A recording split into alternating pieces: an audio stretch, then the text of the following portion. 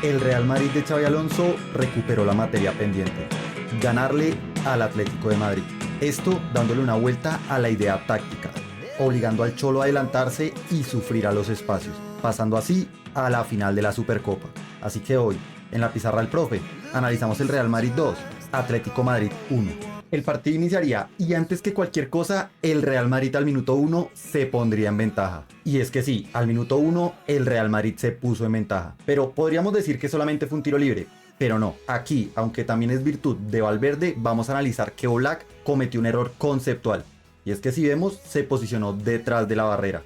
Tú debes colocar la barrera que tape un palo y tú tienes que estar en la zona contraria. Pero si analizamos esta imagen, nos vamos a dar cuenta que en el recuadro verde había posibilidad directa de disparar. En el recuadro rojo es donde vemos que estaba la barrera, es decir, que es por donde más difícil podía pasar el balón. Y allí es donde se encontraba Oblak. Y en el recuadro amarillo era donde tal vez debía haber estado Oblak si el recuadro verde estaba taponado por la barrera. Pero claro, la barrera y Oblak estaban mal posicionados, lo que le dejó entonces la capacidad a Valverde, que sacaría un potente remate imparable para Oblak, para el minuto 1 ponerse en ventaja. Y con esto ahora sí vamos a empezar con el análisis táctico. Y es que lo primero es que en este partido veríamos un clase 4-4-2 en el Real Madrid. Lo interesante sería que en ese 4 de la mitad estaría por la izquierda Vinicius y no Bellingham. Es decir, que Vinicius tenía la tarea de marcar o a Simeone o a Llorente. Pero claro, este trabajo no fue del todo efectivo, pues aunque estaba en ese 4-4-2 y el Atlético buscaba atacar, Vinicius no estaba marcando a Simeone, sino que más bien en esta zona estaba buscando presionar al lateral.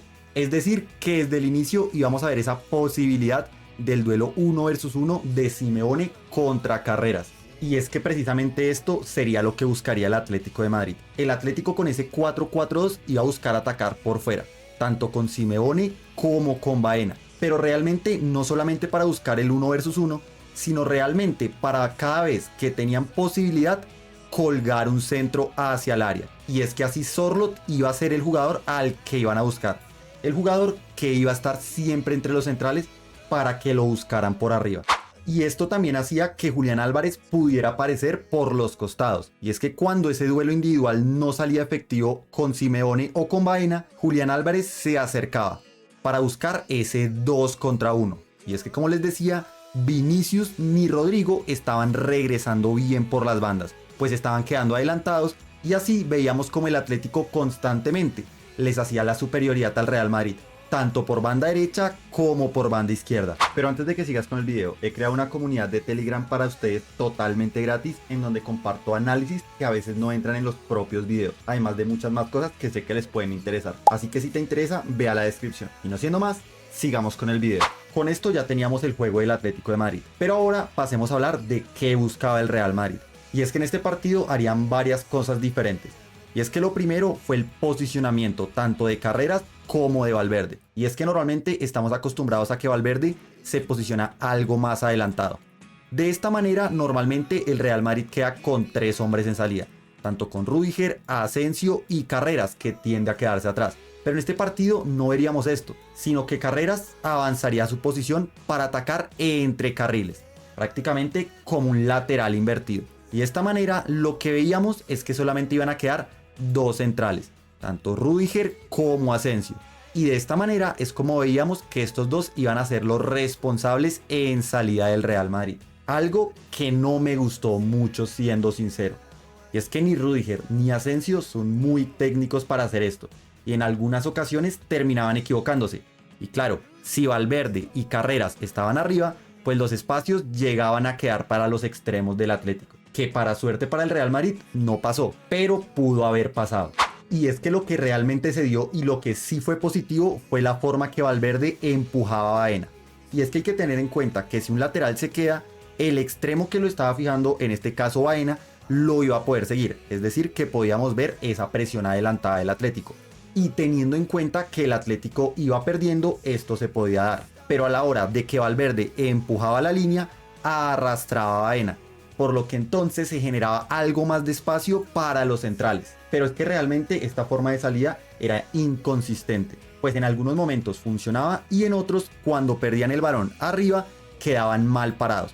pues así el Atlético podía encontrar espacios principalmente a la espalda de Carreras, que no está tan acostumbrado a tener que volver. Pero ojo, estos espacios se generaban, pero el que los taponaba era Camavinga, tratando de marcar siempre esa línea de 4.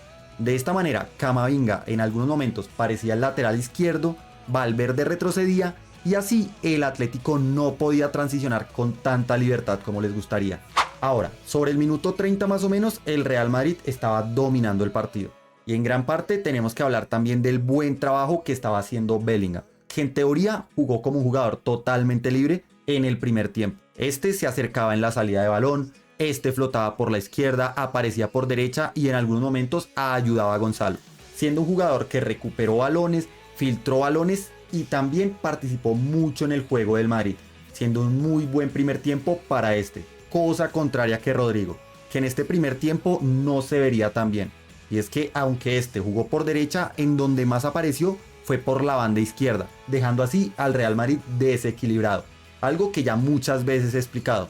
Y es que si Rodrigo pasa sobre la banda izquierda, en la banda derecha únicamente queda Valverde. Primero, en inferioridad y segundo, con más posibilidades de que se generen transiciones en este carril, que afortunadamente para el Madrid no se dio. Pero es verdad que Rodrigo apareció más por la banda izquierda que por la derecha, al menos en este primer tiempo. Y es que de hecho hay que tener en cuenta que el Real Madrid sufrió para ganar este partido en los últimos minutos.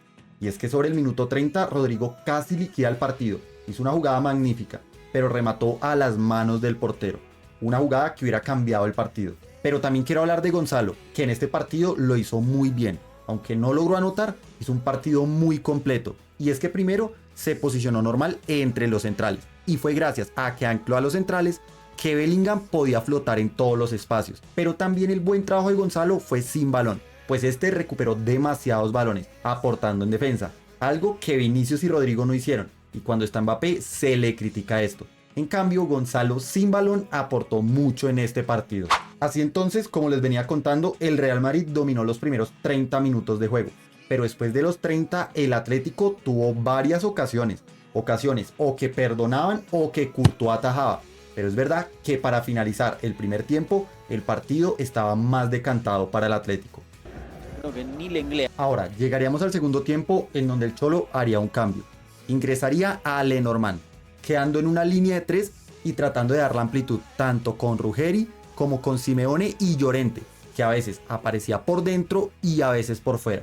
Pero lo interesante sería precisamente ver esta línea de 3 en el Atlético. Y es que con una línea de 3 el Cholo se veía obligado a pasar al ataque, a adelantarse. De esta manera el Real Madrid ya iba a tener más espacio para transicionar, como se generaría en el segundo gol del Madrid. Y es que gran parte de ese gol fue gracias a Bellingham, que se dio cuenta como el Atlético había adelantado sus líneas y estaban presionando alto. De esta manera, con tan solo un pase, le dio la salida al Real Madrid. Esta vez con Valverde, que ahora jugaría con Rodrigo, pero en donde tenemos que darnos cuenta la importancia de Gonzalo. Y es que Gonzalo, con tan solo un desmarque, arrastró a los centrales, por lo que Rodrigo podría encontrar el balón y conducir hasta el área, para poner así el 2-0. Y es que yo pensaba que con este gol el Real Madrid ya tenía todo liquidado, pero entonces el Atlético descontaría, y en gran parte sería gracias a que Vinicius se equivocó. Y es que les venía contando que Vinicius no estaba retrocediendo, y gracias a que ahora el Atlético estaba con línea de 3, podíamos ver un 2 versus 1 más claro contra Carreras. Y es que claro, ahora Llorente tenía más posibilidad de pasar al ataque y acompañar así a Simeone. Y es que en esta jugada hay que ver cómo Vinicius solamente hizo una sombra, se quedó viendo y vio cómo Simeone y Llorente superaron la defensa del Madrid. Y así fue como levantarían un balón al área, hacia Sorloth, que esta vez no fallaría y descontaría. Con esto Xavi tenía que tomar decisiones urgentes, pues el Atlético se les iba encima y el Real Madrid no se veía bien. Y aquí hizo dos cambios que, siendo sincero, me sorprendieron. Y es que sacó tanto a Asensio como a Rudiger e ingresaría a Mendy y a Fran García. De esta manera no habían centrales netos. Entonces lo que hizo fue posicionar a Tchouaméni como central, al igual que Carreras. Y así, para complementar la línea de 4, posicionaría por izquierda a Mendy, fijando esa línea de 4. Pero el cambio que fue realmente determinante fue el tema de Fran García. Y es que hay que entenderlo desde lo táctico.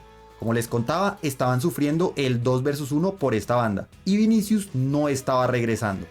De esta manera entonces lo que pensó Xavi fue dejar en punta a Vinicius, retroceder al medio campo a Bellingham y posicionar entonces por la banda izquierda a Fran García, jugando prácticamente con doble lateral. Es decir, que Fran iba a tener la tarea de ir o con Llorente o con Simeone, pero procurar que por esa banda no profundizaran más. Algo que fue realmente importante para este partido.